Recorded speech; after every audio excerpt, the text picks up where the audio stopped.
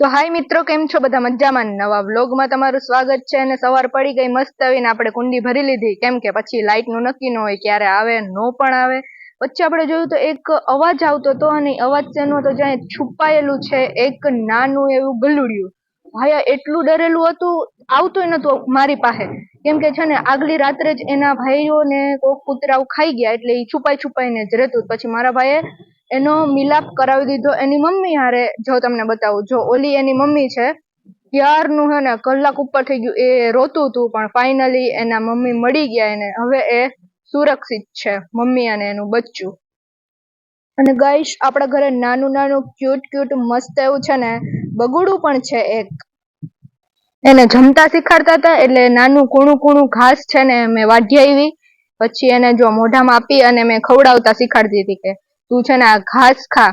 તો ઈ ઘાસ ખાવા જાય ને તો જો નીચે ને ઈ ધૂળ ખાઈ જાય છે, એટલે એને હજી એમ આવડતું નથી બરાબર જમતા. તો અમે શીખવાડીએ છીએ, અને ધીમે ધીમે શીખી જ પણ જાહે. પછી ગાઈસ, આપણે છે ને તડકો થઈ ગયો હતો અને મસ્ત ઠંડો છાંયો હતો આપણે આંબા નીચે. તો ત્યાં આપણે એને ખાટલા પડ્યા જ તા, તો ખાટલો ઢારી અને હવે આંબા નીચે બેહી. તડકાનું ક્યાંય વાડીમાં તો નીકળાય એમ નથી ભાઈ, એટલો તડકો. તો આપણે ગોદડું પાથરી અને બેઠા આંબા નીચે. પછી ભાઈ વિચાર આવ્યો કે હવે હમણાં અમારું વેકેશન ખુલી જાહે, તો લાવો તમને છે ને અમારા બગીચાની વિઝિટ કરાવતી આવું. તો આપણે ગયા, તો આપણે એને જોવા મળ્યો એક કાચિંડો, અને એને કલર ચેન્જ થઈ ગયેલો હતો.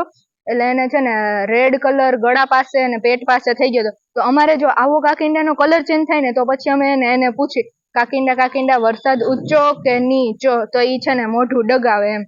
શું તમે આવું પૂછો?